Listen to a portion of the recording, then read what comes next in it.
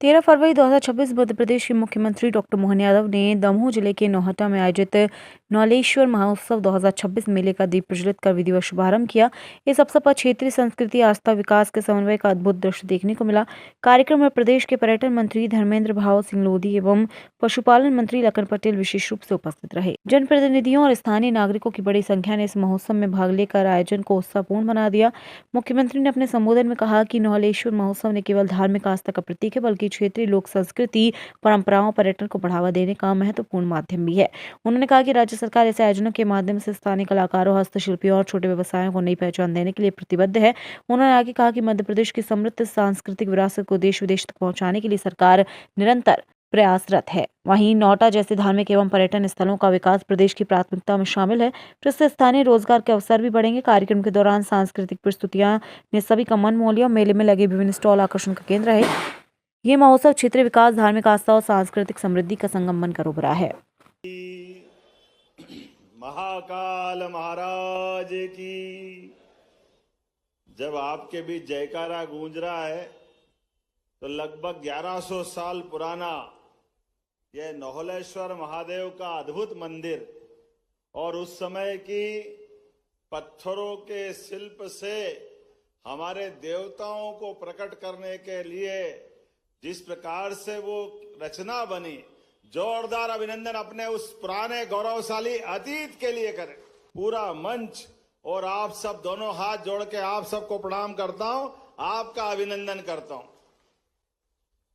महाशिवरात्रि की बेला है और ऊपर से इतना अच्छा लग रहा देख करके। ये नौहटा का पूरा क्षेत्र और नौहलेश्वर पे ये मेले की शुरुआत, सच में हमारी संस्कृति बड़ी अद्भुत है। हर बार त्योहार, व्रत, उपास, इन परंपराओं से जीवन को नई गति मिलती, नई शक्ति मिलती।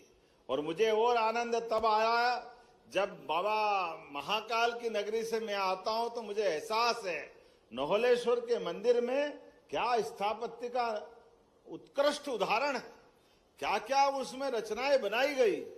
महारानी नोहला ने जब बनवाया होगा, कलचुरी साम्राज्य का वो अद्भुत काल 1100 साल पुराना है, जिसके लिए पूर्ववर्ती यहाँ के अंग्रेज शासकों ने भी मरम्मत करा करके उस रचना को जीवंत रखने का प्रयास किया। ऐसे में जब शिवरात्रि का पावन पर्व है और शिवरात्रि के पावन पर्व पर अन्नदाताओं का ये हमने किसान कल्याण वर्ष मनाने की घोषणा की है। हमारे राज्य में कृषि उत्पादन भी बढ़े और दूध उत्पादन भी बढ़े और कृषि और दूध के साथ किसानों की समृद्धि आए, उनके जीवन में आनंद आए। इसलिए हमारी सरकार सर्वोच्च प्राथमिकता से अगर काम कर रही है तो इसी क्षेत्र में कर रही है। मैं आपको बधाई देना चाहता हूं सभी मित्रों को। अपने बीच बुंदेलखंड की सौभाग्यशाली धरती पर किसानों के साथ अन्नदाता वर्ष भी मना रहे हैं और अन्नपूर्णा का भी ध्यान रख रहे हैं। किसान भाई बहनों के भरोसे से अन्नपूर्णे सदा पूर्णे परमात्मा की कृपा है। किसान खेत में अपने पसीना पसीना एक करके अपनी फसल को कितने अच्छे ढंग से खड़ा करता है और सुख दुख में अपने सबके बीच भगवान के पवित्र सूर्य नारायण के साथ भी आंख से आंख मिलाकर के शरीर के ऊपर ही पसीना सुखाता है। तो सीमा पे जवान और खेत में किसान हमारे लिए दोनों बराबर है। दोनों का सम्मान और दोनों के साथ खड़े रहने का सरकार का संकल्प है। ऐसे समय में जब और बहुत सारी बात कर सकते हैं तो यहाँ पर अब पर्यटन के साथ साथ इंडस्ट्रियां भी लग रही है। सीमेंट फैक्ट्री, जब मैं आपसे बात कर रहा हूं तो जैविक खेती के लिए भी यहाँ के पशुपालन मंत्री अपने स्वयं के प्रयास से यहाँ जैविक हाट भी लगा रहे हैं। जैविक हाट, अरे अपने बीच में आज का जमाना इसी बात का है। जैविक उत्पाद को बढ़ावा देने के लिए हमारी सरकार लगातार काम कर रही है।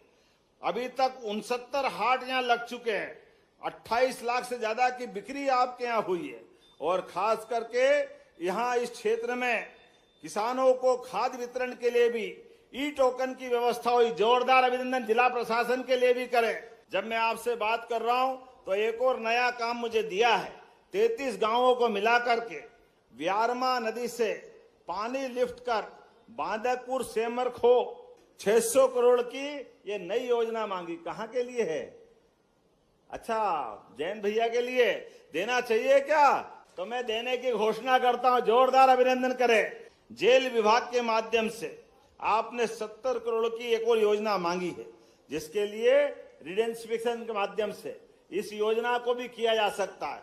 जोरदार ताली बजाओ हमारे लिए इस भाव के आधार पर। साथ ही साथ तेंदुखेड़ा यहाँ खेल स्टेडियम बनाने की बात कही है, जिसमें आपने कहा उन्नयन मरम्मत सब होना चाहिए, बच्चे खेले कूदे आगे बढ़े, तो बनाने की घोषणा करता हूं। जोरदार अभिनंदन करें, वास्तव में अच्छी चीज है।